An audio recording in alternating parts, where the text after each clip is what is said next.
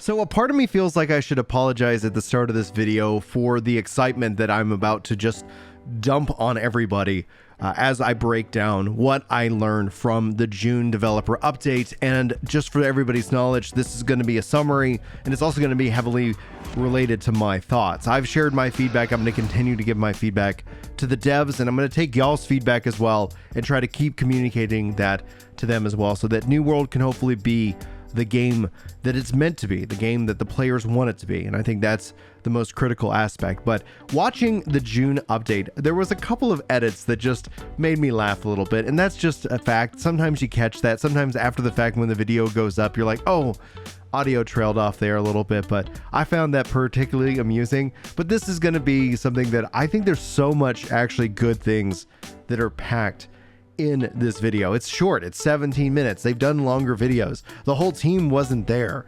And I don't know if we want to read into that positive or negative, but we're at the moment, like, I'm just immensely positive about what they shared, and I'm very excited about obviously the roadmap and the future of New World. And I've rambled on long enough at this intro. Hello everyone, and welcome to my channel. My name's Brian if you're new around here, but if you're a returning subscriber, welcome back.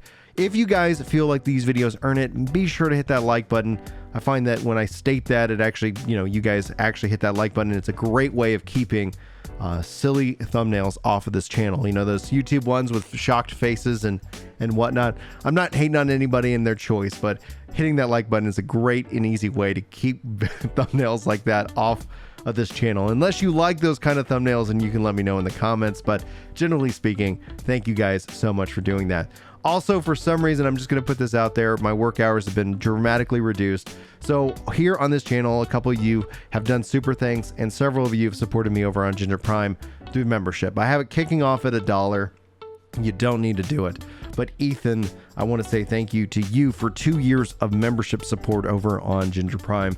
Thank you very much. If you guys are interested, you can check it out. Links are in the description, yada, yada, yada. Let's talk about the June dev update. So there's a couple of bits here, like kind of when you think about structuring this video in 3 parts. Updates to the roadmap, improvements and balance, which goes into expedition keys getting removed, and the loot and perks being a system, and then also trade skill improvements. So if you kind of think about it in 3 parts, updates to the roadmap, improvements and balance, and trade skill improvements, and that's what this video is going to focus in on. Let's just start with breaking it down. Obviously, they've made updates to the Tempest Heart Expedition. They continue to rack up kills on players, and Scott obviously really enjoyed the blunderbuss and sword and shield build, and I don't blame him. I think that is a fun build to play around with, and maybe I'll put out an updated guide as I get better perks and gear. Speaking of perks and gear, I'm jumping ahead. They're going to be updating over 150 perks and on gear and weapons. Like, they're bringing them up, helping to hopefully bring some new balance and some new builds to the forefront, because they're saying that obviously certain perks are just so valuable. One perk is going from the durability perk being completely upgraded to indestructible. So if you have a durability perk, that's going to automatically upgrade into a perk called indestructible, meaning that piece doesn't take durability damage. So I'm thrilled about that. I have a fishing rod with that on it. That's going to actually save me a lot, because fishing doesn't generate repair mats. And we're going to talk about updates to the repair and salvage systems that are coming that I think you guys are going to be thrilled with. Anyway, over 400,000 kills was the last reported number. That continues to grow. They didn't give a number update on that. The PvP reward track actually had some design mistakes with the capturing of forts, but they capped that at 10 with the last update. They said they learned a lot from that. Kind of in a way, it's a very positive blunder in a way, because now they're seeing way more open world PvP with the forts, and so having it capped has changed it up a little bit. They're very pleased with it. They're studying the data. They're always looking to see about how they can continue to engage that PvP focused community, especially with open world PvP, in unique and interesting ways. And I think they really did a good job here. I think that capping it at 10, I talked about, now you might be just solo and you might get rushed, or you might run into a full fort, and then open world battles can ensue. So it's just generally interesting. I think there's still work that needs to be done. Just speaking for myself, I think open world PvP, I think wars that would be happening in the open world needs to have some kind of faction level influence. I don't ultimately know and have the solution for you here in this video. Just know it's something I've been thinking about, and maybe we'll make future videos on that.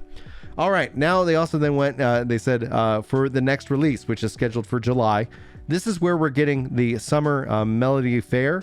We're also getting the Barnacles and Black Powder Expedition, so the new dungeon. We're getting the Expedition Group Finder. They're going to be doing something different as a part of the PTR, and this is kind of critical to the setup. Instead of having everything drop in the PTR at once, and maybe like we can talk about this in future videos if necessary, but what they're going to do is they're going to first drop Medley Fair as the event, so people can kind of have a focused PTR testing of that. Then they're going to drop the expedition, and then, so that's how it's essentially going to focus. So instead of like, oh, here's all this stuff, I think they probably feel people are going to be really interested in the Expedition Finder and the new dungeon. Makes sense. And then miss out on Melody Fair. So they're going to break that up. And so that's going to start rolling into the PTR for the next round in phases, so people can kind of have that focused feedback. And they say that you can put the feedback in through the game client. That's actually the easiest way for them to gather the feedback. So I've been doing that as well. I post it on the forums. I make videos. I even tell the devs directly. So we're just going to keep sending them feedback. And I've got a lot of it listed already. I'm going to keep doing it, but I love this freaking game, and I think it's got a ton of potential, and hopefully hopefully that'll pay off in the long run. Anyway, so they say game feedback is important. You'll have a direct impact on how the game evolves, and that's the invitation that I give to players. If you're watching this and you're not playing the game right now, that's awesome. That's like, but that means you're curious about this game, I would assume, especially at a 5 to 6 minutes into this video. So please give them feedback. In fact, it's free to just update the client. You can update your client, log in, and just write your feedback. You can go out to the forums and write your feedback, but they're seemingly trying to get people to focus it in on in-game, because I think it tells them more about the character, and they could probably relate your play data with the feedback. And I think that might end up being something very interesting in the long run. Don't really know. I would say it's Amazon, so I'm sure they get a lot of ways of collecting data.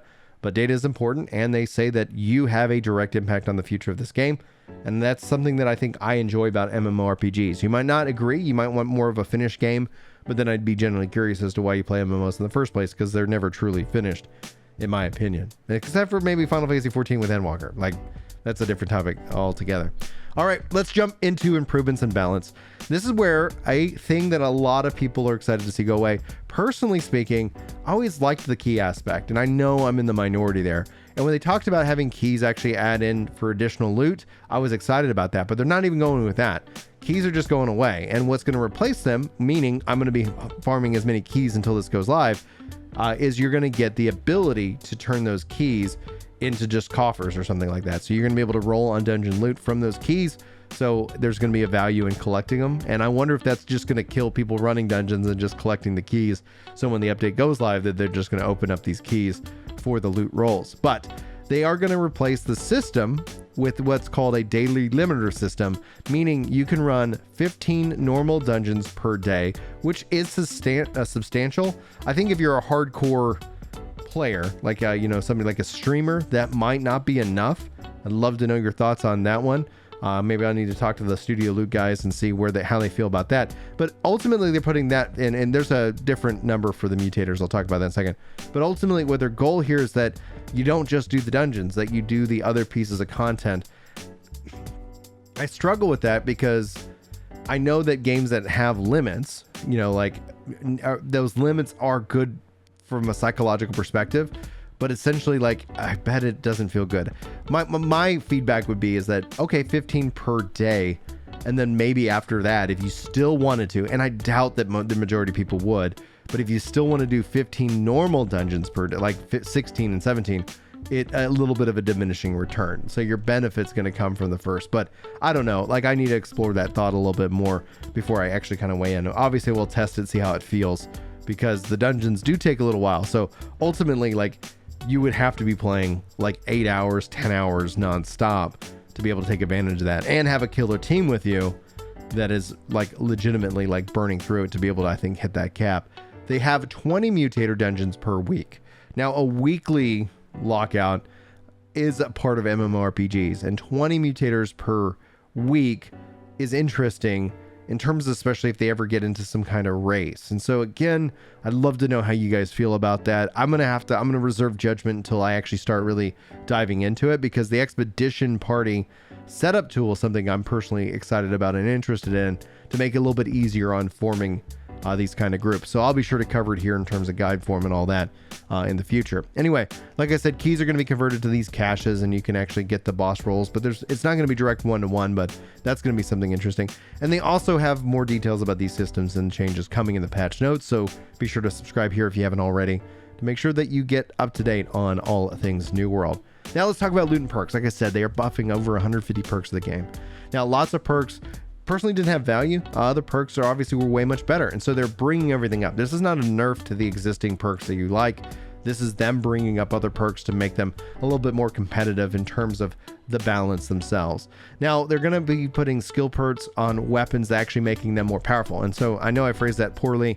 What it means is that if you have a perk that's a weapon skill perk, it's going to be more potent on the weapon than on armor. So it's still going to be on armor or weapons. Just note that when it comes down to it being on the weapon, it actually has a little bit more potency, a little bit more punch to it.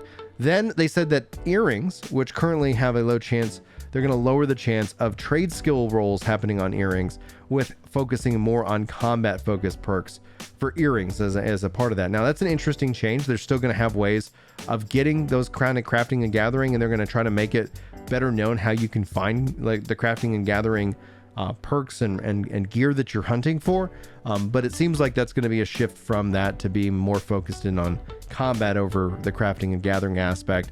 They also are lowering the percentage of the durability perk, like I said, but it's now no longer the durability perk. It's being renamed to indestructible, and it won't take durability damage. So if you have that already on, that's going to get upgraded. So there's a chance that durability perks, terms of how it exists now, might be heavily valued here in the future. They're going to juice up the amount of potency for items that actually have double stat items. What that means is that if you have an item that's not like just strength or just constitution, but it has 2 stats, they're going to give those items more stats, more like value to those stats. So let's say it was like 10 and 2, then it would be something like maybe like 15 and 8. You know, so it's like they're going to get juiced up, so you're going to have more stats from dual statted items. And then they also said they're going to have a new method for reducing RNG for expedition boss loot. Here's how it's going to work, at least in theory. You can get the item from the dungeon. You can salvage those items to get a new resource, and then you can actually use that resource to actually craft the item that you want. And I wonder if they're going to let you work with crafters, or if that resource would be sellable on the market. I hope it is. I love anything and everything that's player trade. And you'll hear that throughout all of my videos. I believe in trade as a value-driven proposition, because let's say I didn't really care for it. Like, I'll break it down. Oh, here you go. And somebody could just buy it up and craft the item that they want. Save them, time for a little bit of coin. That's what I'm saying, Anyway, I'm really excited about that, because that also ties into Tradeskill Improvements, which is kind of our last section here. They're going to make salvaging way more rewarding. They've talked about this in the past. This sounds great. They say that there's going to be a chance that you get what's called a perfect salvage, and this is a way that you could actually earn gypsum, items, XP, so many other little things, and even tied into some kind of progression, maybe having your progression even tied into salvaging. So they're going to make salvaging way more valuable, just like we saw with this resource with expedition loot. Now salvaging itself is going to have a lot of value. So now that we're seeing this, and it seems like this is coming for July, you know what I'm going to be doing? Stocking up on as many items as absolutely possible, so that I have everything I need to be able to do a salvage party come the July update. Now, they said that they're also going to update crafting, gathering, and refining the process, basically speeding up logging and fishing. Refining skill sets are going to get a percentage boost. T5 refining agents, they're going to have ways that you can take like T3 and T4 agents and actually upgrade those into tier 5. Now, we'll have to see how that plays out. There are certain ways that you can get certain items, obviously, in the game. So I'm going to have to kind of play around with that, see how that impacts the economy. But personally speaking, I think all of this sounds really good. And they're obviously looking for our feedback and excitement as we jump into the July PTR. So it sounds like as we round out June, July is going to be pretty busy. And it sounds like the patch most likely will be towards the end of July, which will be the big summertime event. And then essentially I would bet, from a schedule perspective, August itself is going to be kind of a non-update month like June is. And then that's where we're going to shift into the fall season with the year anniversary, where I bet we'll see sometime in September the new zone, the new weapon, and that should be an interesting and exciting time for a lot of players like myself, ready to dive more into New World and the future of this game. Anyway, guys, that's it for my thoughts. That is it for the summary of the video. You probably could have watched it just for yourself in the same amount of time, but I do appreciate you taking time with me today. Anyway, thank you for watching. Hopefully I'll see you in my next video, and hopefully you have a wonderful time. But until then, take care. Yeah. It's time to chill out on the couch and read some comments. That's right. You know me when it comes to Destiny. I'm off with a clan, and I'm glad you're feeling better. Oh yeah.